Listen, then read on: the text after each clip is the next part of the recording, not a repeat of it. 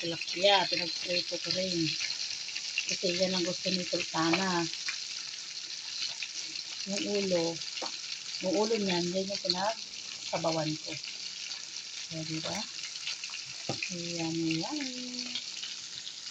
Ayan, guys. So, diba? Sarap niyan. Tuyot kalamansi lang yan. Katapat niyan, salt niya.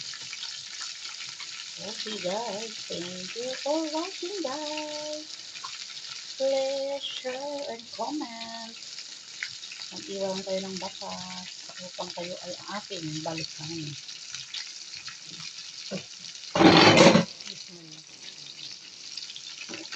Kakain na tayo mamaya, guys. Kapit na tayo kumain. Malagyan na natin yung kalamansi, guys.